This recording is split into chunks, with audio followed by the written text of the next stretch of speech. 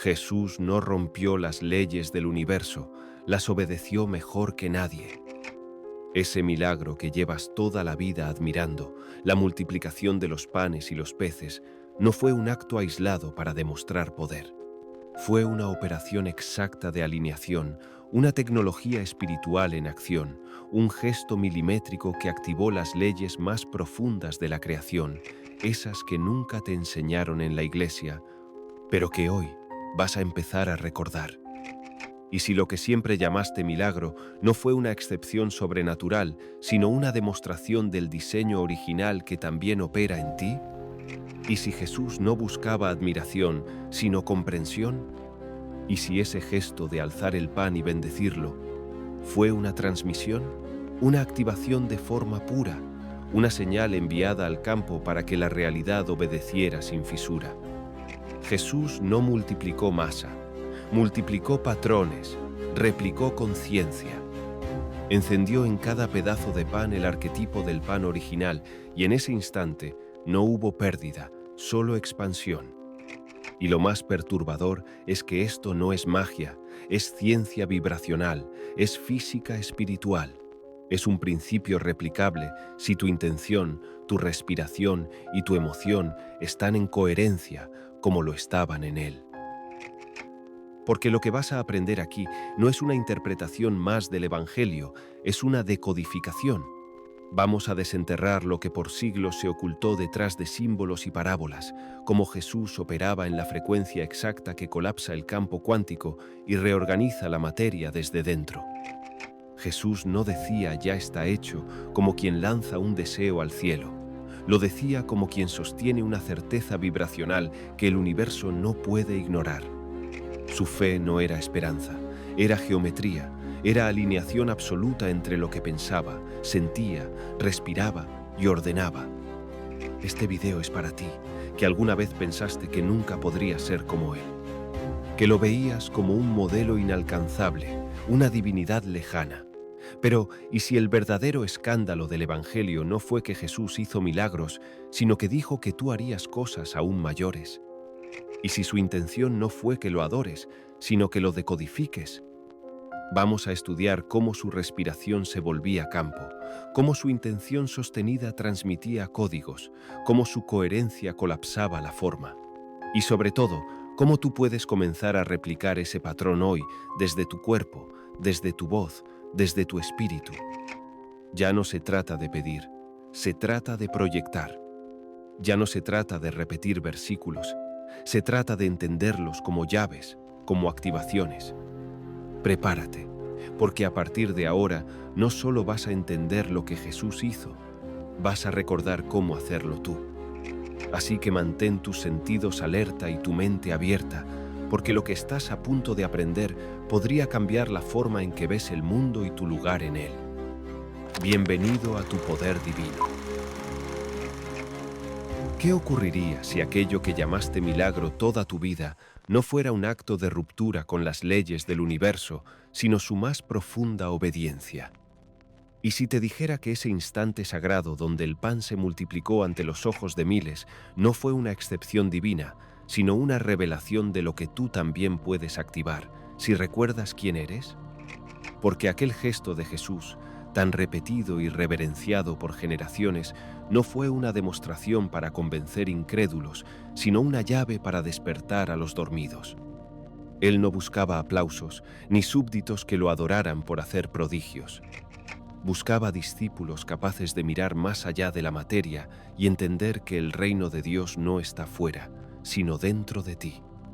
Jesús no hizo magia, hizo memoria. Activó el código primordial inscrito en toda creación, alineando la forma visible del pan con la frecuencia invisible de su arquetipo divino. No rompió el pan para dividirlo, sino para liberar el patrón que contenía y replicarlo en cada conciencia abierta a recibir. En la lengua original no se dice simplemente que dio gracias. Escucha bien sus palabras. Baruch atah Adonai Eloheinu, melech haolam, hamotzi lechem min haaretz. O dicho de otra forma, Bendito eres tú, Señor nuestro Dios, Rey del universo, que haces salir el pan de la tierra. Escucha bien. Cada palabra es una puerta, una ley, una herramienta. Veámoslo. Baruch no significa solo bendito. En hebreo, esta palabra tiene la misma raíz que fuente o manantial. Decir Baruch no es elogiar a Dios, es invocar que su energía fluya hacia abajo. Es abrir un canal entre el cielo y la tierra, es decirle al universo: estoy listo para que lo alto se manifieste aquí abajo. Jesús sabía que antes de cualquier manifestación externa había que permitir ese descenso sagrado. Luego dice, Atá, que significa tú. No es una palabra lejana, no es una idea, es la afirmación de que Dios está aquí, presente, frente a ti, no como un concepto, sino como una presencia viva. Jesús no hablaba a una deidad lejana, hablaba al Padre como quien se sabe uno con Él. Por eso dijo tú, porque no hay distancia cuando hay conciencia de unidad. Después viene Adonai. La forma reverente de pronunciar el nombre impronunciable no es cualquier nombre, es el nombre del ser que es, que era y que será, el Eterno. Al pronunciar Adonai, Jesús no solo está llamando a Dios, está invocando al ser que sostiene todo lo que existe. Aquí la palabra no nombra, vibra. Es una frecuencia que alinea a quien la dice con la fuente del todo. Luego dice Eloheinu, que se traduce como nuestro Dios. No mi Dios, nuestro. Esta palabra activa el campo colectivo. Jesús no estaba bendiciendo el pan para sí, lo hacía por todos, para todos. Esta inclusión no es solo compasión, es geometría sagrada. La unidad multiplica. Lo que se pide desde el nosotros tiene más fuerza que lo que se exige desde el yo. Melech Haolam significa Rey del universo. Y no es una metáfora, es la afirmación de que detrás del aparente caos de la realidad hay un orden, un diseño, una inteligencia viva. Jesús reconoce a ese Rey no por sumisión, sino por alineación. Él sabe que solo cuando te sincronizas con las leyes del universo puedes hacer que lo extraordinario ocurra dentro de lo ordinario. Es un acto de humildad y de poder. Y aquí llega la llave oculta del milagro, Amotzi. El que hace salir, no el que hizo o el que hará, el que hace aquí y ahora. Esta es la clave del presente continuo. Dios no creó una vez y se retiró. Está creando en este mismo instante. Al pronunciar esa palabra, Jesús está recordando que la creación es un flujo constante y que tú puedes entrar en él. No necesitas esperar un acto divino, puedes participar del que ya está ocurriendo. Lejem significa pan. Pero en la tradición mística, el pan representa más que alimento. Es el símbolo del conocimiento que nutre, de la sabiduría que se puede masticar, digerir, encarnar. Es decir, la verdad que se vuelve cuerpo. No basta con saber, hay que integrar. Multiplicar el pan es multiplicar la conciencia. Y la última frase cierra el circuito, min haaretz, de la tierra, porque todo lo que el cielo te da lo hace a través de la materia. El milagro no baja como una nube brillante, se manifiesta en lo cotidiano, en el pan, en el cuerpo, en lo tangible. Jesús no pidió que apareciera comida del aire, reconoció que el pan venía de la tierra y al hacerlo santificó lo humano como canal de lo divino. Ahora lo sabes. Jesús no multiplicó el pan con magia, lo hizo alineándose con esta fórmula, pronunciándola desde la certeza absoluta de que lo que él decía ya era. Y si tú aprendes a decirlo igual, desde el mismo lugar, con la misma presencia, entonces también puedes ver cómo lo poco se convierte en mucho, cómo el hambre se convierte en sabiduría, cómo lo que parece imposible responde a tu decreto. Pero, ¿qué esconde esta frecuencia divina? Sigue atento, querido ser de luz, porque lo que viene te ayudará a entenderlo mejor. Una guía práctica para que tú actives este código en tu vida diaria. ¿Cómo usarlo? ¿Cuándo y con qué intención? Porque esta bendición no es para repetir de memoria. hay que entenderla y asumirla. Piensa en esto. Cuando Jesús levantó el pan hacia los cielos, no estaba hablando con un Dios externo allá arriba. Estaba estableciendo una resonancia entre el pan, símbolo de sustento, de forma, de manifestación, y la fuente que lo sostiene todo desde dentro del campo unificado de la creación. En ese instante, su interior se alineó con la voluntad divina y su campo energético se volvió instrumento de la multiplicación. No de materia, sino de forma, no de masa, sino de conciencia. Los sabios de los primeros siglos lo sabían. En el Evangelio de Tomás, Jesús dice: «Yo soy la luz que está sobre todos ellos, yo soy el todo, de mí salió el todo, y hacia mí el todo se extiende». Esa afirmación no es alegoría poética, es ciencia espiritual. Porque si el todo salió de él, significa que también puede regresar por la vía de la alineación, de la pureza, de la coherencia vibracional. Desde esta perspectiva, el milagro no es otra cosa que una ecuación resuelta en el corazón del que cree sin fisura. Y cuando digo creer, no me refiero a repetir frases o dogmas, sino a encarnar una certeza que reordena los átomos. Hágase en la tierra como en el cielo no es una súplica vacía, es una orden espiritual que Jesús sabía ejecutar. Porque él conocía el principio de correspondencia, como es arriba, es abajo, y actuaba desde ahí. Sientes un vacío, una desconexión que la religión no ha llenado, por eso estás aquí.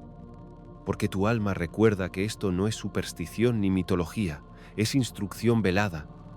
Es un entrenamiento del alma para que tú, hoy, puedas comenzar a replicar el mismo poder que viste en Jesús. Lo dijo sin ambigüedades: «Mayores cosas que estas haréis vosotros». No porque seas mejor, sino porque Él vino a mostrarte cómo. Por ahora hemos abierto un velo. El milagro no es magia, es tecnología divina activada por conciencia pura. Ahora entenderemos cómo Jesús utilizaba su voz, su respiración y su presencia como instrumentos sagrados de manifestación. Pero antes, necesitamos comprender cómo la intención puede colapsar la materia y reconfigurarla desde dentro. Jesús sabía que el universo no reacciona al esfuerzo, sino a la coherencia. Por eso, cuando decía «ya está hecho», no pronunciaba una frase para tranquilizar a quien le escuchaba. Emitía una orden al campo invisible de la creación, una orden sin fisuras, sin dudas, sin distorsiones internas. Y cuando una orden se pronuncia desde un corazón alineado, el universo no negocia, obedece. Ese «ya está hecho» no es solo una afirmación de fe, es la activación de un colapso cuántico. En otras palabras, Jesús anticipaba la forma antes de que se hiciera visible. Traía al presente lo que ya existía en el plano del espíritu y lo encajaba en el tejido del tiempo como quien inserta una llave en la cerradura exacta. Los gnósticos lo entendieron así desde el principio.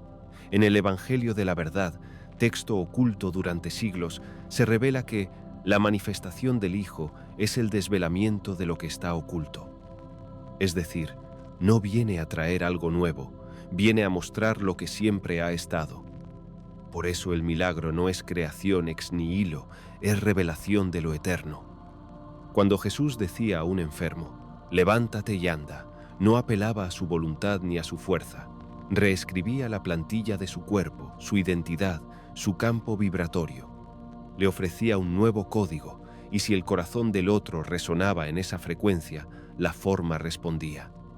¿Y sabes por qué funcionaba? Porque Jesús no se desviaba un ápice de su diseño original. No había en él interferencia, no había mentira interna. Era una antena pura, un canal limpio, un instrumento afinado con la sinfonía divina. Esto es vital que lo entiendas.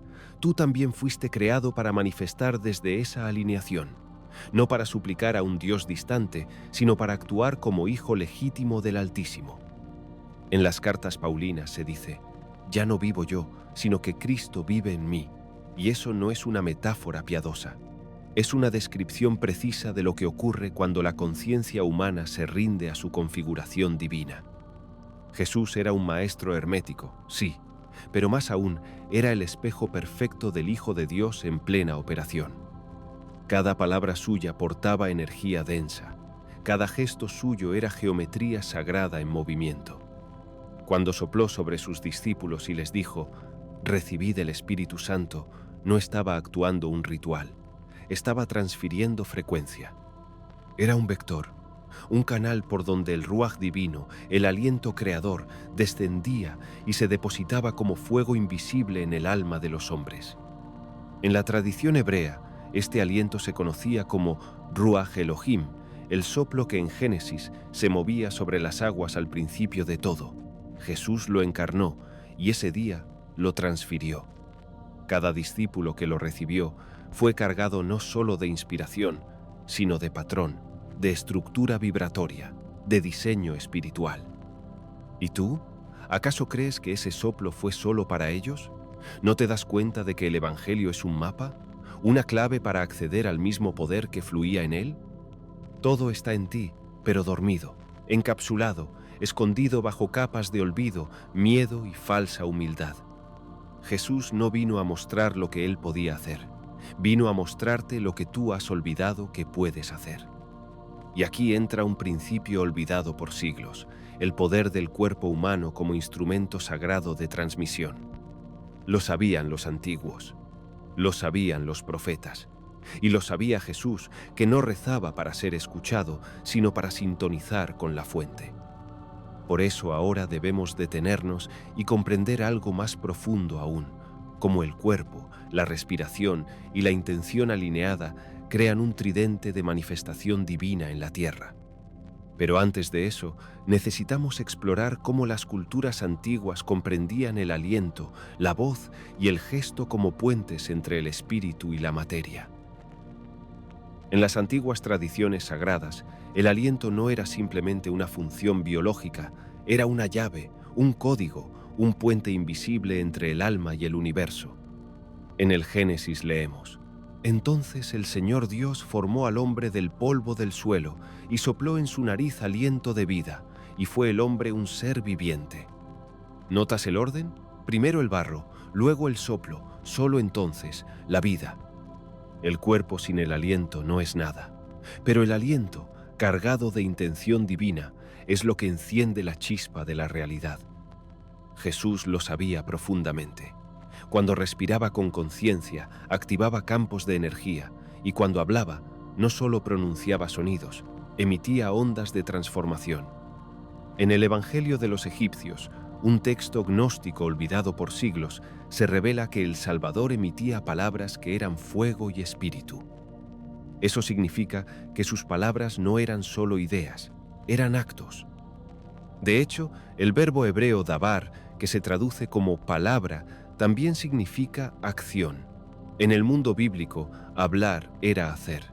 Y Jesús, cuando decía «yo soy», no declaraba una identidad, activaba una realidad. Cada yo soy era un código de actualización espiritual, una frecuencia que reconfiguraba todo el entorno vibratorio. Sientes que el mundo no responde a tus deseos. Pero, ¿y si nunca has aprendido a hablar desde tu centro sagrado? ¿Y si nunca has respirado con conciencia divina? Y si, como decía el Maestro, tus palabras están contaminadas por la duda, el juicio o el miedo. Jesús no enseñaba a desear, enseñaba a ordenar. Y para eso, primero hay que ordenar el interior. Los evangelios canónicos lo muestran una y otra vez. Jesús se retiraba a orar solo, no porque necesitara pedir, sino porque necesitaba sintonizar. Él sabía que la manifestación comienza en el silencio, en la quietud donde el alma se vacía de lo humano y se llena de lo divino. En esa coherencia perfecta entre pensamiento, emoción y energía, Jesús se convertía en canal absoluto del Padre. Y cuando regresaba de esos retiros, lo hacía con una fuerza nueva, no con esfuerzo, con autoridad, porque quien se vacía ante Dios se llena de su poder. Esa autoridad se traduce en lo que los gnósticos llamaban el conocimiento del pleroma, es decir, del todo, y desde ahí lo visible obedece. Hoy la ciencia comienza a redescubrir lo que las escrituras ya decían en símbolos, que la coherencia cardíaca, la respiración consciente y la intención alineada generan un campo electromagnético capaz de sincronizar la materia. El Instituto HeartMath lo confirma, el Dr. Joe Dispenza lo entrena, Lynn McTaggart lo mide, pero Jesús ya lo vivía. Tú puedes hacer lo mismo, pero primero tienes que purificar tus patrones, aquello que repites sin saber, aquello que proyectas sin querer, porque mientras tu campo esté dividido, tu realidad será caótica. El reino de Dios no entra en casas divididas. Pero cuando tu corazón y tu mente se vuelven uno, cuando tus palabras nacen del Espíritu, todo el universo responde. Este detalle lo cambia todo. No se trata de hacer más, sino de ser más, de ser con mayúsculas, de habitar tu identidad divina, de orar no como mendigo, sino como hijo, como heredero, como portador del fuego original. Porque tú no eres carne con espíritu, eres espíritu con carne, y cuando lo recuerdas, la forma se pliega ante ti como un río que reconoce su fuente. Por ahora hemos revelado que la palabra y la respiración, cuando son coherentes, se convierten en herramientas de creación divina. A continuación, profundizaremos en cómo Jesús utilizaba la intención como vector absoluto de manifestación.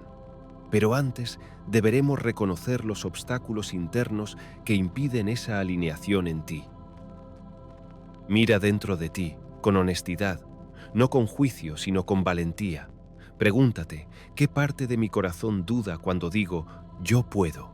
¿Qué miedo inconsciente me susurra que no soy suficiente, que no soy digno, que no soy capaz de manifestar lo que mi alma anhela? Porque ahí, justo ahí, en ese espacio roto, se infiltra la interferencia que distorsiona tu campo. Jesús lo sabía. Sabía que los verdaderos milagros no se frustran por la falta de poder, sino por la falta de alineación. Lo vemos en el relato de su paso por Nazaret. No pudo hacer allí muchos milagros a causa de la incredulidad de ellos. ¿Te das cuenta? No era él quien estaba limitado, era la fe colectiva la que bloqueaba el flujo del Espíritu. La fe no es una creencia ciega, es una vibración sostenida, es la certeza que penetra la materia y la reconfigura desde dentro. Y cuando el entorno está cargado de miedo, duda o culpa, incluso el más alto canal de luz encuentra resistencia. Por eso Jesús se alejaba de las multitudes cuando su campo no podía ser recibido, porque no se trata solo de dar, se trata de ser recibido. Tu alma es como una antena. Si está cubierta de resentimiento, juicio o autoengaño, no puede recibir con claridad las señales del cielo. Los gnósticos lo explicaban así. El alma humana está atrapada en un velo de ignorancia, generado por los arcontes, entidades que representan los patrones mentales que nos alejan de la verdad del pleroma. Pero cuando el alma despierta, comienza a recordar su origen, y desde ese recuerdo puede reconstruir su campo original. Jesús vino a mostrar el camino del retorno, no al cielo tras la muerte, sino al cielo interior aquí y ahora. El reino de Dios está dentro de vosotros, dijo. Y no lo dijo como poesía, sino como un mapa. Pero para entrar, debes limpiar el templo, el tuyo, tu cuerpo, tu mente, tu corazón, todo debe vibrar en coherencia. Piensa en el templo de Jerusalén. Tenía un lugar llamado el Santo de los Santos. Allí habitaba la presencia. Tú también tienes un Santo de los Santos dentro de ti, pero está velado, sellado por los traumas, por las creencias heredadas, por las mentiras que aceptaste como verdad. Jesús vino a rasgar ese velo, no afuera, sino en ti. Por eso su muerte no fue una derrota, sino una apertura. Cuando entregó su espíritu, el velo del templo se rasgó. Eso no fue un fenómeno físico, fue una señal mística. El acceso al Santo de los Santos ya no está limitado a unos pocos. Está abierto para ti si tienes el coraje de entrar.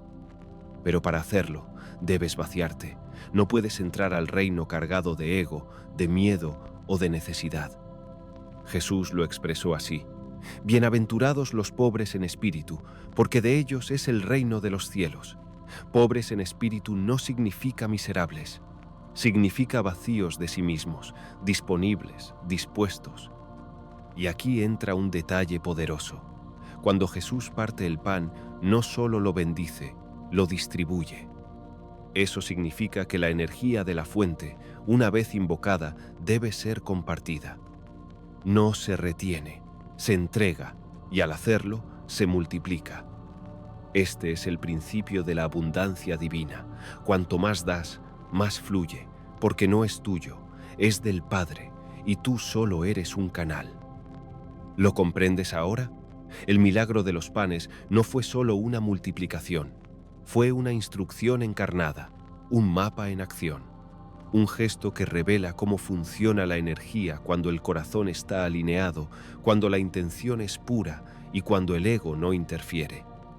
Pero aquí no termina la historia, porque ahora debemos adentrarnos en el símbolo profundo del pan. ¿Por qué pan? ¿Por qué ese alimento? ¿Qué representa? ¿Y cómo esa forma contiene un misterio ancestral que puede despertar tu poder creador? 0. 3. Pero antes, necesitamos entender cómo Jesús enseñaba a sus discípulos a leer los símbolos, no con los ojos, sino con el espíritu. El pan, tan simple, tan cotidiano y sin embargo tan sagrado. No fue casualidad que Jesús eligiera pan para su más alto acto de transmisión. El pan es materia transformada, es trigo molido, amasado, elevado por fuego. Es semilla que muere, grano que se quiebra, masa que se expande. ¿No es ese el camino del alma? Jesús hablaba en símbolos. Sus parábolas eran espejos. Y quienes lo escuchaban con oídos del alma entendían que cada imagen que usaba, el grano, la semilla, el vino, el tesoro escondido, era un código. No enseñaba información, transmitía transformación. En la última cena, rompe el pan y dice: «Esto es mi cuerpo», pero no se refiere a la carne. Se refiere a su forma encarnada de conciencia, a su manifestación humana como canal del Verbo. Al entregar ese pan, entrega su diseño, su patrón, su geometría espiritual. Y dice: «Haced esto en memoria mía», pero la palabra griega usada es anamnesis, que no significa solo recordar, sino reactivar. Es decir, cada vez que participas del pan desde la conciencia, no solo recuerdas a Jesús, lo reactivas en ti. Su patrón se enciende, su campo entra en resonancia con el tuyo, y si estás abierto, su vibración puede impregnarte. Por eso el pan es símbolo de unidad, de multiplicación, de cuerpo compartido, porque en lo visible porta lo invisible. Los gnósticos veían en esto una clave. En el Evangelio de Felipe se afirma: el pan celestial es para los ángeles. El pan terrestre es para los hombres, pero hay uno que es el pan de la verdad, aquel que desciende del pleroma. Ese pan no se hornea, se despierta, no se come con la boca, se absorbe con el alma. Jesús enseñaba a comer ese pan, y no era un acto ritual, sino vibracional. Alimentarse de él significa alinear tus patrones con los suyos, respirar como él, pensar como él, amar como él, habitar el cuerpo con la misma conciencia con la que él habitaba el suyo. No se trata de venerarlo, se trata de emularlo, de replicar su campo. Este detalle lo cambia todo. Jesús no vino a fundar una religión, vino a modelar un diseño espiritual, uno que puede activarse en ti si recorres el mismo camino interior. Por eso decía: el que come mi carne y bebe mi sangre, permanece en mí y yo en él. No hablaba de canibalismo, sino de integración. Su carne es su forma, su sangre es su vibración. Integrarlos es replicar su estado. Y eso comienza con algo simple: respirar, observar, bendecir, como él lo hizo con el pan. Porque cuando bendices, alineas. Cuando agradeces, abres el canal. Y cuando te vuelves consciente de la fuente, lo visible responde. Ahora empezamos a comprender que el pan es forma resonante, materia educada por el espíritu. Pero aún falta explorar el papel del colectivo, porque Jesús no operaba solo, lo hacía en presencia de otros, y su energía no actuaba en el vacío, sino en un campo compartido. Así que ahora debemos estudiar cómo la conciencia colectiva amplifica o bloquea los milagros. Pero antes, necesitas reconocer tu rol como nodo dentro de ese campo unificado. Nada existe solo, todo vibra en relación. Así como una cuerda vibra más fuerte cuando otra a su lado resuena en la misma nota, así también tu alma se eleva cuando encuentra otras almas afinadas. Jesús lo sabía profundamente. Por eso no caminaba solo, sino en comunidad, porque donde hay dos o más reunidos en su nombre, es decir, en su frecuencia, la presencia se hace palpable. Cuando el Maestro partió el pan ante la multitud, no lo hizo en secreto, lo hizo ante miles. Y aquí hay una clave olvidada. No fue solo su intención lo que activó el milagro, fue también la disposición de la multitud, el hambre colectiva, la apertura del campo. Cada uno de ellos sostenía el deseo de recibir, y ese deseo común creó un vórtice de energía donde el pan pudo multiplicarse no como masa, sino como patrón replicado en muchas conciencias. Esto lo confirma la ciencia moderna. Lynn McTaggart, en sus experimentos de intención colectiva, ha demostrado que un grupo enfocado puede alterar campos físicos a distancia. El Instituto HeartMath ha comprobado que varios corazones en coherencia elevan la frecuencia del entorno entero. ¿Y tú? ¿Acaso crees que eso comenzó con laboratorios? No, Jesús ya lo sabía, ya lo hacía. Él reunía a los suyos, no solo para enseñarles con palabras, sino para que juntos generaran un campo común. Lo vemos claramente en Pentecostés. Estaban todos unánimes juntos, y de pronto vino del cielo un estruendo como de viento recio que llenó toda la casa. Un solo campo, un solo corazón, una sola vibración, y el fuego descendió. Ese fuego aún puede descender, pero necesita un cuerpo colectivo que lo sostenga. Tú no manifiestas solo, lo haces en red, lo haces como célula del gran cuerpo místico de Cristo. Por eso la verdadera iglesia no son piedras, son almas vibrando al unísono. El milagro de los panes y los peces fue una obra de sintonía colectiva, un ensayo del reino, una muestra de lo que ocurre cuando muchas conciencias se enfocan en una sola fuente, con hambre, sí, pero también con fe, con pureza, con expectativa. Jesús no impuso nada, solo sintonizó lo que ya estaba latente en ellos. Ellos lo permitieron, Él lo canalizó, el campo hizo el resto. Y aquí hay una enseñanza crítica para ti. Si quieres que tu realidad cambie, no basta con desearlo tú solo. Necesitas rodearte de otros que eleven tu campo, que sostengan tu visión, que vibren contigo.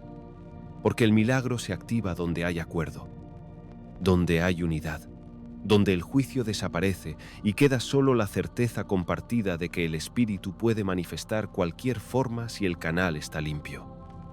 Sientes que estás solo, pero no lo estás. Hay otros como tú, otros que recuerdan, otros que sienten este llamado y lo siguen aunque no sepan explicarlo. Y cuando se reúnan, aunque sea en espíritu, la realidad comenzará a moldearse como el barro en manos del alfarero. Porque el campo no distingue distancias, distingue frecuencia. Por ahora, hemos entendido que el milagro no depende solo del individuo, sino del campo colectivo que lo permite.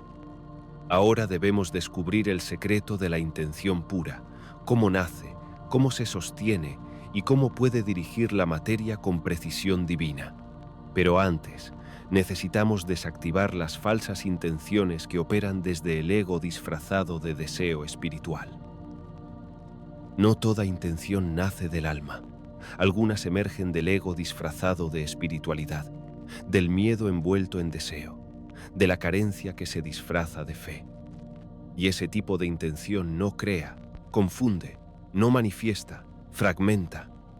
Por eso Jesús decía, cuando ores, no seas como los hipócritas, porque él sabía que lo que activa el poder divino no es la forma externa de la oración, sino el estado interno desde donde brota. Tu intención tiene frecuencia, tiene geometría, y el universo responde a esa estructura, no a tus palabras. Puedes pedir con la boca algo muy elevado, pero si en tu corazón habita la duda, La comparación o el deseo de validación, lo que emitirás será distorsión. El espíritu no responde al lenguaje del ego, responde al silencio claro del alma. Jesús nunca pidió desde la necesidad.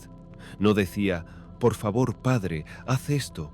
Decía, gracias te doy porque ya me has oído. ¿Lo ves? Su intención era limpia porque no estaba teñida de urgencia ni de miedo. No pedía para probar que Dios existía, hablaba desde la unidad con Él. Esa es la clave. La intención pura no es un anhelo, es una extensión natural del alma unificada con la fuente. Los textos gnósticos lo llaman la voluntad del uno, y explican que cuando el alma entra en gnosis, es decir, en conocimiento interior real, deja de desear como un huérfano y empieza a manifestar como un hijo. Porque ya no busca para llenarse, sino que crea desde su plenitud. Tú también puedes llegar ahí, pero primero tienes que observar qué parte de tu deseo viene del vacío y cuál viene del recuerdo de tu poder. A veces, quieres sanar no por amor al cuerpo, sino por rechazo a tu fragilidad. A veces, buscas abundancia no para servir, sino para sentirte superior. Y aunque eso es humano, no es sagrado. Jesús nunca usó sus dones para probar nada. No convirtió piedras en pan en el desierto, no bajó de la cruz, no llamó legiones de ángeles para impresionar. Porque el verdadero poder no necesita demostrarse, solo necesita alinearse. Y tú también tienes ese poder, pero está dormido, contaminado por siglos de programación. Te enseñaron que debías mendigar, que no eras digno, que Dios estaba lejos. Pero el Maestro vino a rasgar ese velo, a decirte, pedid y se os dará, buscad y hallaréis, llamad y se os abrirá. Pero no lo decía como fórmula mágica, lo decía como quien conoce el patrón invisible de la creación.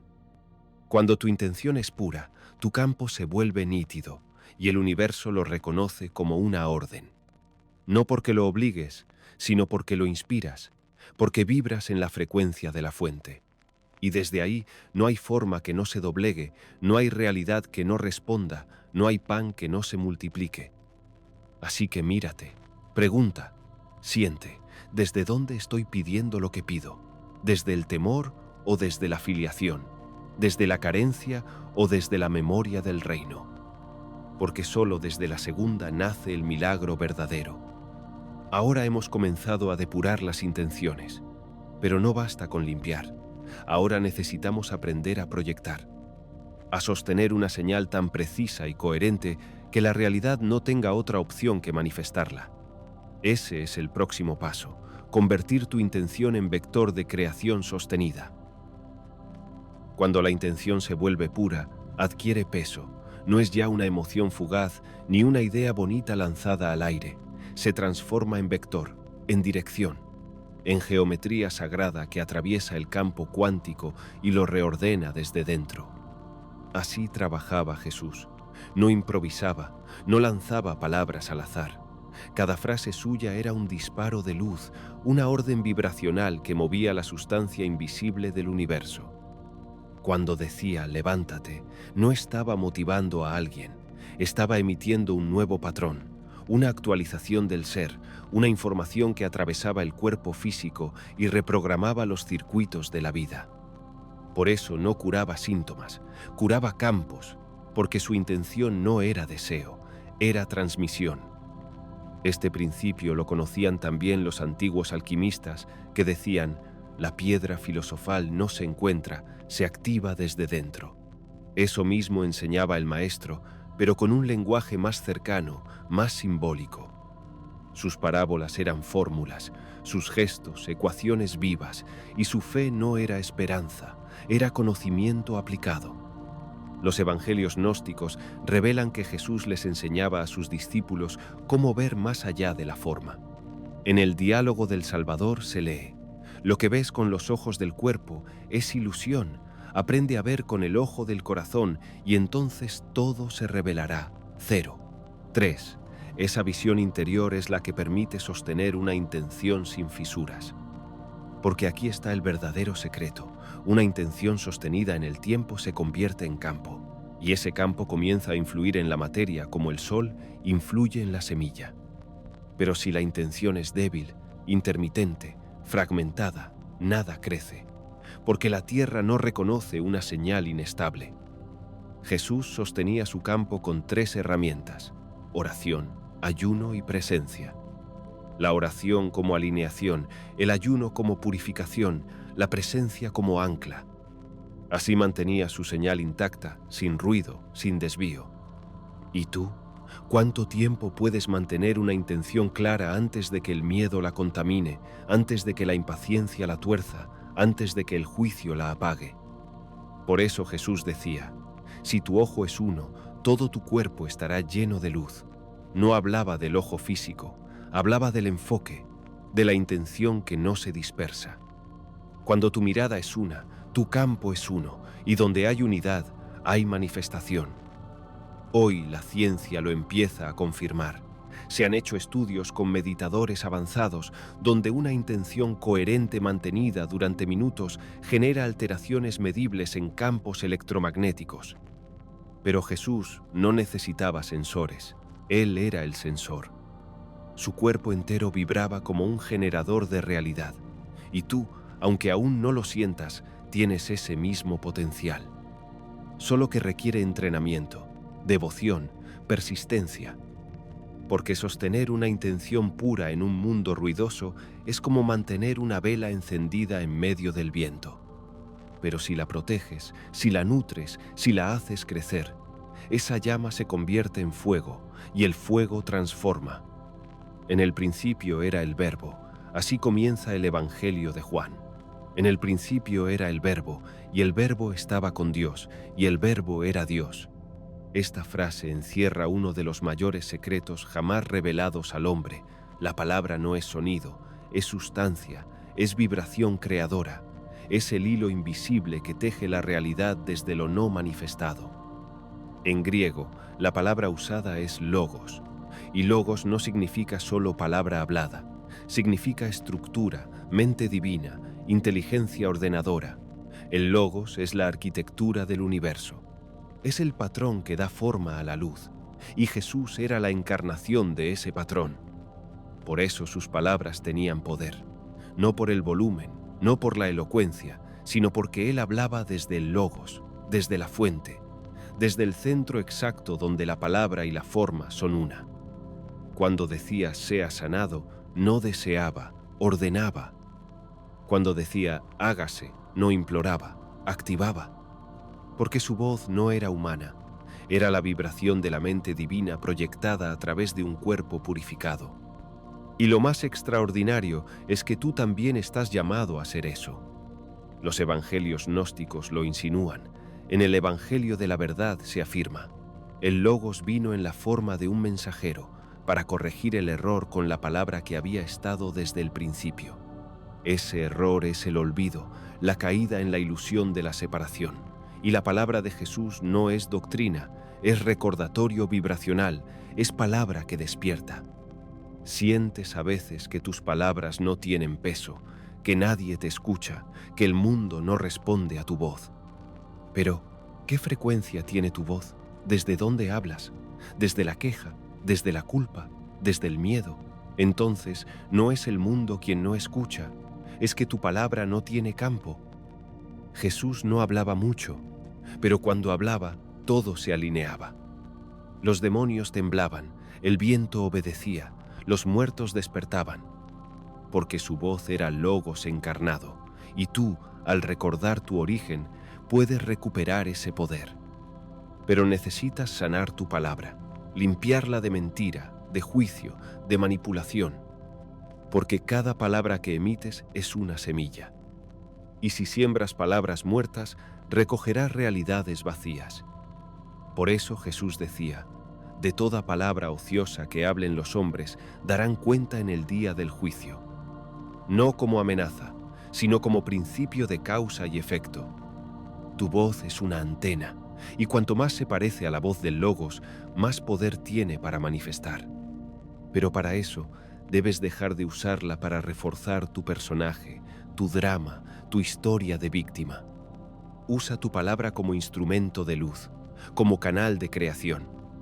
Habla como Jesús hablaba, con claridad, con dirección, con compasión, pero sobre todo, con autoridad espiritual.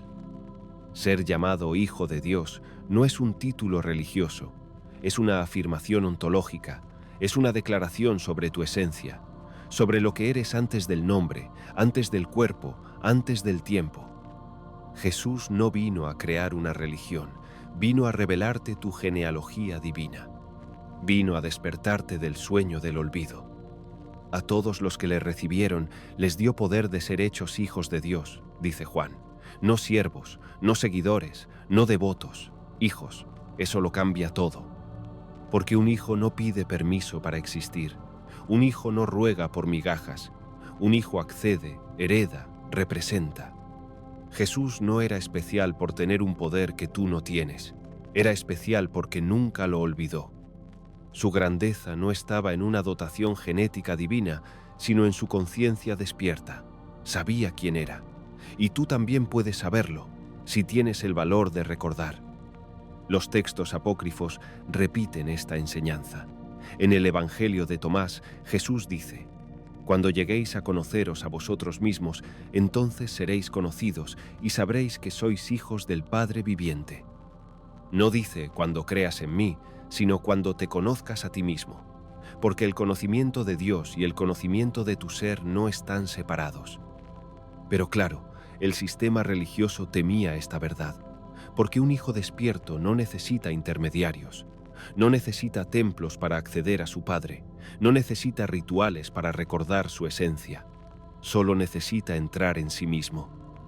Por eso Jesús decía: «Cierra la puerta, entra en tu cuarto y ora al Padre que está en lo secreto, porque ahí, en lo íntimo, en lo interno, es donde ocurre la revelación». Ser hijo significa ser portador del diseño original. Significa que en ti hay una semilla del Verbo lista para activarse, y cuando lo hace, comienzas a manifestar como Él manifestaba. No por imitación, sino por resonancia, porque compartes su naturaleza. Jesús no vino a mostrarte lo que solo Él podía hacer. Vino a modelar lo que tú puedes hacer si recuerdas de dónde vienes. Él decía: «Yo soy la vid, vosotros los sarmientos». ¿Lo ves? Él es la raíz, tú la rama. Lo que fluye por Él, fluye por ti. La savia es la misma.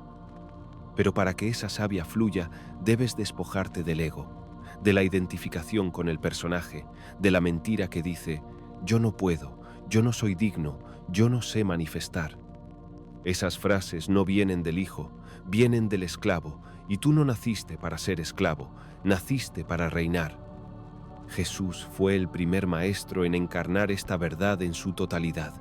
Por eso su campo era tan poderoso, por eso sus gestos movían la materia, por eso podía multiplicar, sanar, caminar sobre el agua. No porque rompiera las leyes, sino porque se convirtió en ley viviente. Tú también puedes convertirte en ley viva, en canal del Logos, en reflejo del Padre en la tierra. Pero para eso necesitas algo más que conocimiento. Necesitas encarnación, necesitas que la verdad descienda desde la mente hasta el cuerpo, desde la idea hasta la forma. Jesús nunca pidió que creyeras en Él como si fuera una figura lejana y glorificada.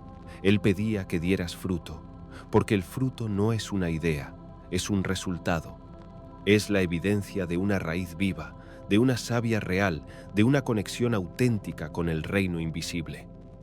«Por sus frutos los conoceréis», decía, y no se refería a milagros espectaculares. Se refería a paz, a compasión, a poder interno, a transformación sostenida. Porque eso no se finge, eso no se memoriza, eso solo brota cuando el árbol interior está alineado con el diseño original. Y es aquí donde muchos tropiezan, porque confunden fe con creencia, confunden repetir doctrinas con estar en Cristo. Pero estar en Cristo es vibrar como Él, actuar como Él, manifestar como Él. Ser canal, no solo espectador. La gnosis auténtica no se queda en el pensamiento, se vuelve carne, se vuelve gesto, se vuelve vida. Y Jesús lo decía con claridad en el Evangelio de Juan: «El que permanece en mí y yo en él, éste lleva mucho fruto, Permanecer no es recordar de vez en cuando, es habitar, es encarnar, es vivir desde esa unión de forma constante. Por eso su énfasis no era en lo que decías creer, sino en lo que irradiabas, en lo que sostenías, en lo que emanaba de ti cuando nadie miraba. Porque el verdadero poder no está en las palabras, sino en el campo invisible que generas con tu presencia. Ese campo se construye con coherencia, y la coherencia es el puente entre el cielo y la tierra. Cuando piensas una cosa, sientes otra y haces otra distinta, tu campo se divide. Pero cuando todo tú, mente, emoción y acción se alinea con la verdad, se vuelve templo viviente. ¿No sabéis que sois templo del Espíritu Santo?, preguntaba Pablo. Esa pregunta aún resuena, no como reproche, sino como llamada, porque si tu cuerpo es templo, entonces cada célula es altar, cada órgano es instrumento, cada gesto es liturgia. Encarnar lo divino no es volverte perfecto en lo humano, es permitir que lo eterno fluya a través de lo frágil. Es hacer espacio, es limpiar el canal, es entregar el control para que el espíritu pueda morar, moverse y manifestar desde dentro. Jesús no venía con fórmulas externas, venía con activaciones internas. Y cuando tocaba a alguien, cuando lo miraba, cuando lo nombraba, no solo lo sanaba, lo reconfiguraba, lo recordaba, lo traía de vuelta a su centro divino. Eso es lo que significa dar fruto, no es hacer más, es ser aquello para lo que fuiste diseñado desde antes de los tiempos. Ser imagen y semejanza no como dogma, sino como experiencia viva. Jesús no solo hablaba, tocaba, se movía, usaba su cuerpo como un instrumento de transmisión divina. Cada gesto suyo era cargado de intención, de vibración, de presencia sagrada. Porque el cuerpo no es un simple vehículo, es un templo, un altar móvil, un transmisor vivo del Espíritu Santo. Piensa en esto. Cuando sanó al ciego, no lo hizo solo con palabras. Escupió en la tierra, hizo barro y lo aplicó sobre sus ojos. ¿Por qué? ¿Por qué ese gesto tan concreto, tan material?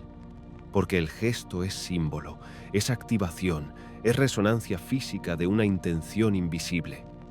En ese acto, Jesús estaba reprogramando la tierra del hombre, volviendo a moldear su barro original. Estaba diciendo, sin decirlo, voy a rehacer tu forma para que puedas ver. Y esto no es un simbolismo romántico, es ciencia espiritual. Tu cuerpo emite frecuencia, tus manos, tu mirada, tu respiración, todo vibra. Y si esa vibración está alineada con el verbo, entonces tu cuerpo se convierte en herramienta de manifestación directa.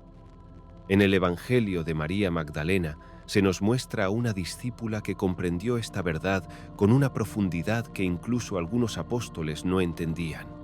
Ella decía, no veáis al Maestro con los ojos del cuerpo, sino con el corazón del Espíritu, porque incluso los gestos más simples de Jesús eran lecciones, eran lenguajes ocultos. El gesto, cuando es puro, comunica más que 1000 palabras, y Jesús lo sabía. Por eso sanaba con un toque, por eso tomaba la mano del enfermo, por eso levantaba al paralítico con sus brazos.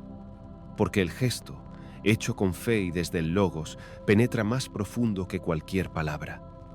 Sientes a veces que tu cuerpo es límite, que te desconecta, pero no es así. Es el cuerpo no alineado el que crea ruido, pero el cuerpo consagrado se convierte en canal, en altar. Cuando caminas con conciencia, cuando tocas con amor, cuando respiras con presencia, tu cuerpo se convierte en oración viva. Jesús no era un espíritu flotante, era materia sagrada, encarnación pura, y tú estás llamado a eso, no a escapar del cuerpo, sino a divinizarlo. En la tradición cristiana más antigua, esto se conocía como la glorificación del cuerpo, y no se refería solo a la resurrección final. Se refería al proceso presente por el cual tu cuerpo se vuelve luz, se vuelve gesto creador, se vuelve extensión del reino. Los antiguos sabían que los movimientos del cuerpo podían ser oración. Las manos levantadas, los pies que caminan, el abrazo dado, todo puede ser liturgia si nace del Espíritu. Por eso Jesús no necesitaba templos, su cuerpo era el templo. y cada paso que daba sobre esta tierra era una ceremonia. Jesús no pensaba una cosa, sentía otra y actuaba de forma distinta. Él era uno. Su interior y su exterior vibraban en una coherencia perfecta. Por eso su campo era tan poderoso, por eso su sola presencia transformaba el ambiente, sanaba cuerpos, despertaba conciencias. No había fisura en él. Esa es la verdadera santidad, integridad, unidad interior. Cuando lo que piensas, sientes y haces fluye en la misma dirección, tu energía se ordena, se afina, se vuelve rayo. Y ese rayo atraviesa la materia, reprograma el campo, activa la semilla del milagro. Jesús enseñaba esto no con teoría, sino con su ejemplo.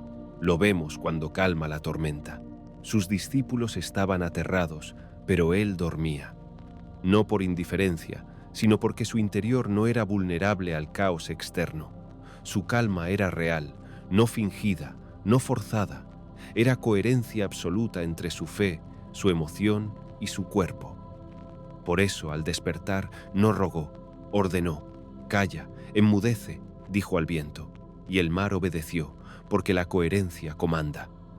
Tú también tienes tormentas, pero las enfrentas desde la división. Piensas que todo estará bien, pero sientes miedo.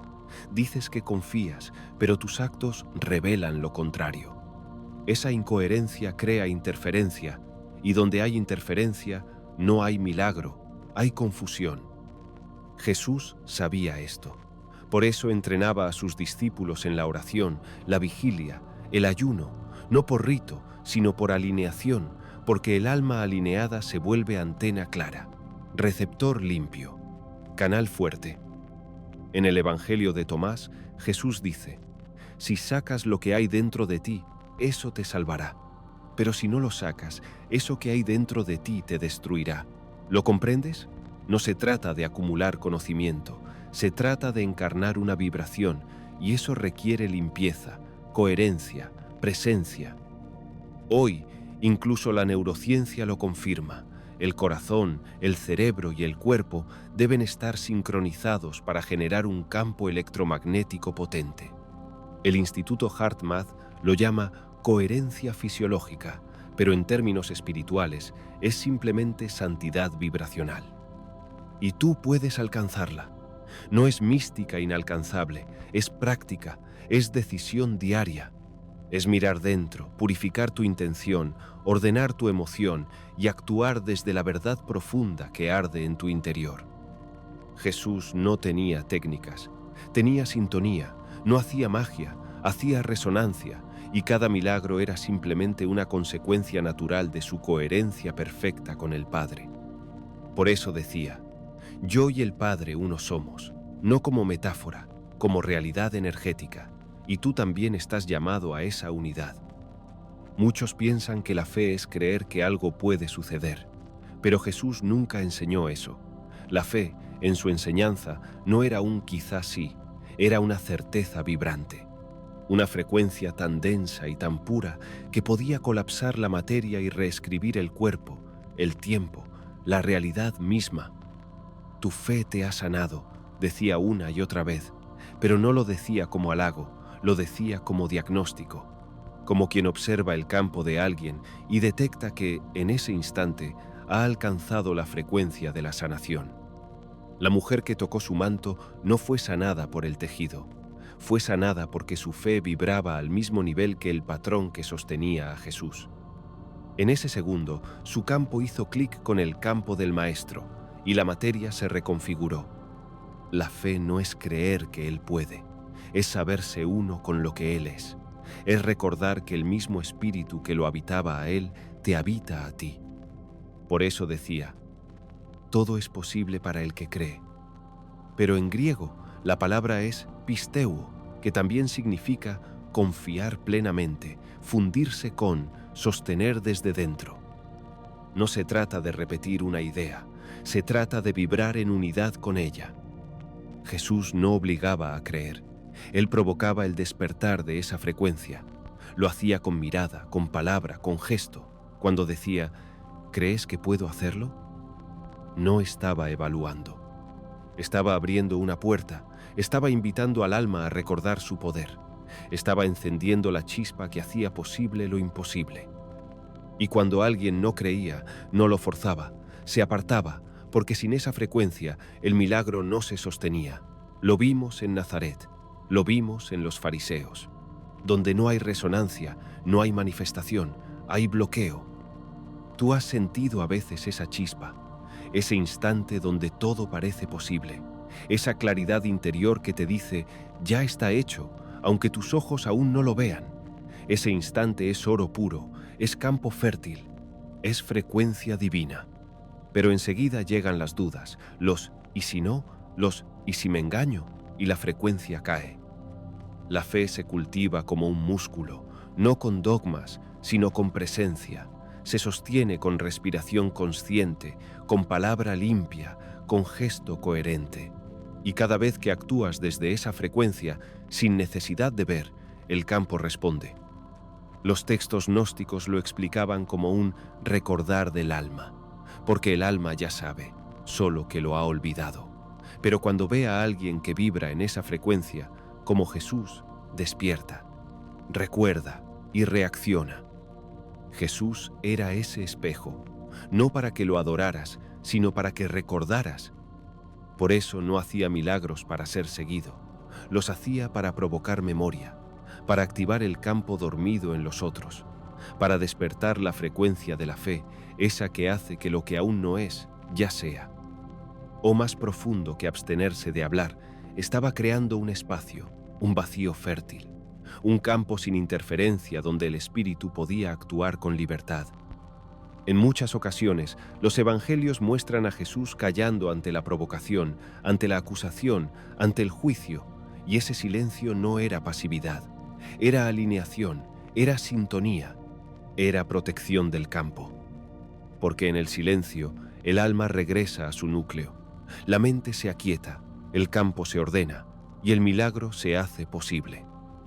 La mayoría de los humanos llenan el vacío con palabras, pero Jesús lo vaciaba todo para que lo lleno pudiera entrar. Por eso se retiraba al desierto, al monte, a orar en soledad, no para escapar del mundo, sino para vaciarse del ruido del mundo. Y se levantó muy de mañana, siendo aún muy oscuro, y salió y se fue a un lugar desierto, y allí oraba. Este patrón se repite una y otra vez, porque Jesús sabía que la palabra poderosa nace de un silencio profundo, no de un ruido disfrazado de espiritualidad. El silencio es un templo, un lugar sagrado donde la vibración del Padre puede manifestarse sin obstáculos. Por eso, cuando callaba, muchas veces ocurría el milagro, porque en ese instante su campo no encontraba resistencia y lo que estaba en potencia se manifestaba en acto. Tú también necesitas ese espacio, pero no lo buscas, te llenas de ruido, de opiniones, de justificaciones, de pensamientos repetitivos. Y ese ruido es el ladrón de los milagros, porque interfiere, porque distorsiona, porque impide que la señal divina llegue clara. En el Evangelio de Tomás, Jesús dice, «Bienaventurado el que ha llegado a ser antes de llegar a ser». ¿Lo comprendes? Solo en el silencio puedes sentir lo que ya eres antes de manifestarlo afuera. Solo en el silencio puedes oír la voz sin sonido del Espíritu que te guía desde dentro. Los antiguos maestros lo sabían. El silencio no es ausencia de sonido, es presencia absoluta, es escucha profunda, es sintonía con lo eterno. Y cuando entras en él con humildad, el alma se afina, la intención se purifica, la palabra futura se carga de fuego. Jesús no improvisaba. Él hablaba después de haber orado en silencio, después de haber bajado el ruido, después de haber afinado su frecuencia. Por eso su palabra era orden, no porque gritara, sino porque venía desde lo eterno. Tú también puedes encontrar ese lugar, está dentro de ti. Solo tienes que cerrar los ojos, respirar y entrar. No pidas nada al principio, solo escucha, solo siente y deja que el espíritu hable primero. La materia no es sólida, es vibración condensada, es energía que ha adoptado forma por la fuerza de una intención sostenida. Esto lo confirma hoy la física cuántica, pero ya lo enseñaba Jesús en cada uno de sus actos. Él no rompía las leyes de la naturaleza, las activaba desde su nivel más profundo. Cuando multiplicó el pan, cuando caminó sobre el agua, cuando devolvió la vida, no forzó nada, sintonizó. Ajustó su frecuencia interna hasta que su campo vibratorio dominó al entorno. Y como todo está interconectado, la materia se reordenó según su vibración. Así, lo imposible se volvió inevitable. Porque la materia escucha, siempre está escuchando, y cuando encuentra una vibración coherente, fuerte, limpia, obedece. Por eso Jesús no necesitaba convencer a la realidad. Él hablaba desde una frecuencia que la materia reconocía como autoridad. Como quien dice al árbol, dame fruto, y el árbol responde, no porque tema, sino porque honra. ¿Y cómo llegó Jesús a esa autoridad? No fue por linaje biológico, fue por sintonía espiritual. Él afinó su campo con la fuente, entrenó su vibración, purificó sus emociones, hizo del amor su frecuencia base y desde ahí todo lo demás se ordenó. Tú también puedes hacerlo, pero para transformar la materia, debes primero transformar tu campo. No puedes sanar con ira, no puedes manifestar desde la ansiedad, no puedes ordenar la realidad si tu alma está desordenada. En el Evangelio de la Verdad se nos dice, el Logos es la música que el alma reconoce y sigue. Donde se canta el nombre, allí el caos cede. Y esa música, ese Logos vibrante, tú lo portas en tu ADN espiritual. Cada célula tuya vibra, cada pensamiento tuyo emite onda. Y si aprendes a elevar esa vibración a través de la gratitud, la contemplación, la presencia, entonces empiezas a moldear la materia desde dentro. El secreto no está en la acción frenética, está en la vibración que precede a la acción. Jesús no sanaba corriendo de un lado a otro, a menudo bastaba su presencia, bastaba su sombra, bastaba su silencio. Hoy en día, científicos como Masaru Emoto han mostrado cómo la intención modifica la estructura del agua. Y si el agua, tan sensible, tan etérica, responde a la palabra, cuánto más lo hará la carne, el pan, el mundo entero, cuando vibres en la frecuencia de Cristo. El milagro no ocurre cuando fuerzas la materia, ocurre cuando te conviertes en el canal por el que el espíritu ordena la materia, y eso exige un tipo de entrega total, de rendición luminosa, de coherencia implacable. El aliento no es solo aire, es espíritu, es código, es memoria de origen. Lo sabían los antiguos, lo reconocían los profetas, y Jesús lo confirmó con un gesto sagrado que pocos han entendido en su profundidad real. Y habiendo dicho esto, sopló y les dijo, «Recibid el Espíritu Santo». Ese soplo no fue símbolo, fue transferencia, fue activación, fue un acto de reconfiguración energética en el plano más íntimo, porque el aliento es portador de patrón. Es la expresión física del pneuma, el espíritu, que anima la forma y la renueva. En hebreo, la palabra ruach significa viento, aliento y espíritu. En griego, pneuma también. No es casualidad, ambas tradiciones sabían que respirar no es simplemente oxigenar el cuerpo, es canalizar presencia, es mover la luz a través de la carne. Jesús dominaba este arte. Su respiración estaba en completa coherencia con su intención, su emoción y su cuerpo. Por eso, cuando soplaba, no salía de él solo aire, salía campo, salía información divina, salía una vibración capaz de sembrar espíritu en otro ser. Esto hoy comienza a entenderse desde la ciencia. Técnicas como la coherencia cardíaca, la respiración diafragmática o el pranayama muestran cómo el ritmo respiratorio puede alterar el estado vibracional, el sistema nervioso y la percepción misma de la realidad. Pero Jesús ya lo hacía, sin técnicas, porque su templo interior estaba limpio y por ese templo fluía el aliento de Dios sin obstrucción. Tú también puedes respirar así, pero no basta con inhalar y exhalar. Debes hacerlo desde la conciencia, desde la intención pura, desde la presencia total. porque cada inhalación puede ser una invocación y cada exhalación una entrega. Jesús enseñaba sin hablar y respiraba enseñando. Su aliento no era solo suyo, era el del Padre, era el del origen, era el mismo aliento que, en el Génesis, dio vida a Adán. Porque ese aliento nunca dejó de fluir, solo que dejamos de percibirlo. Y ahora es momento de recordarlo, de hacer del aliento una oración silenciosa, de permitir que cada respiración te alinee, te limpie, te vuelva canal del Espíritu Santo. Porque si Jesús sopló sobre sus discípulos, fue para que tú también aprendieras a soplar vida, a activar campos, a impartir patrones de luz. En algunos textos gnósticos se dice que los verdaderos hijos de la luz respiran desde el corazón y que su aliento lleva fuego invisible que purifica y despierta. Ese fuego está en ti, no como metáfora, sino como latencia. Y cuando tu respiración se convierte en canal del alma, entonces ya no solo vives, encarnas. Permite que el silencio hable por ti. Después de todo lo revelado, ¿qué palabra sigue cuando el alma ha sido encendida? Jesús no llenaba los espacios con frases, sino con presencia. Y esa presencia siempre habla desde lo invisible, sin ruido, sin adornos, solo con la resonancia del corazón vibrando en armonía con la fuente. Hoy, después de haber recorrido la respiración consciente, la coherencia integradora, la palabra que es sustancia y el cuerpo como templo vibratorio, has encendido la chispa. Esa llama no reside en la imaginación, sino en la evidencia mística de que la conciencia puede reconfigurar la materia. No porque te haya dado una teoría, sino porque te ha mostrado una forma de ser. Estás tocando el filo del misterio. Lo viste en el soplo que impartió espíritu, lo respiraste en el logos manifestado, lo sientes ahora en tu campo alineado. Estás despierto a tu poder divino y sabes, desde lo más profundo, que la realidad no solo reacciona a los pensamientos, sabe de corazones despiertos.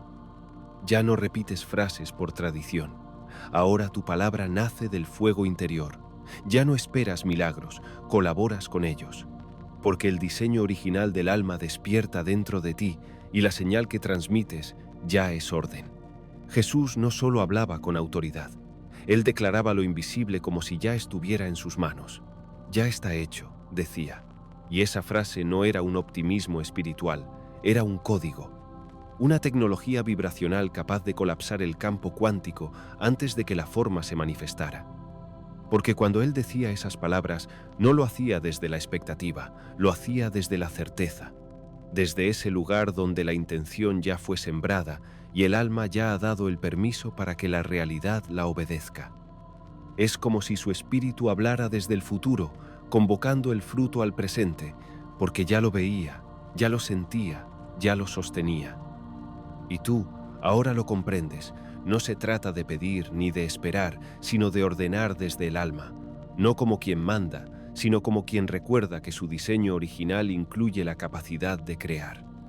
Ya está hecho, no es una frase mágica, es una firma espiritual, es la señal de que has alcanzado el punto de no retorno, el lugar donde tu campo ya no duda, donde tu energía ya no negocia con la ilusión, donde la realidad no tiene otra opción que alinearse. Lo más asombroso no es que Jesús hiciera milagros. Lo más perturbador es que dejó los planos para que tú hicieras lo mismo. Cosas mayores que estas haréis, dijo, no como inspiración, como profecía. Él no vino a ser idolatrado, vino a ser imitado, vino a revelar el diseño, a modelar la coherencia, a sembrar la chispa, y dejó pistas, claves, códigos, una escuela escondida en parábolas. Una ciencia espiritual camuflada de religión. La multiplicación de los panes no fue espectáculo, fue enseñanza, no fue magia, fue instrucción, y si hoy la redescubres, no es para admirarla, es para replicarla, porque tú también portas el campo. Tú también puedes alinear tu intención, tu emoción y tu respiración hasta emitir una señal tan pura que el universo no tenga otra opción que obedecerla.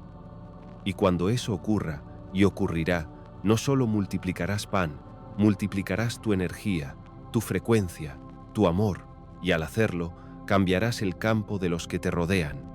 no con palabras, no con dogmas, sino con vibración, con presencia, con Cristo encarnado en ti.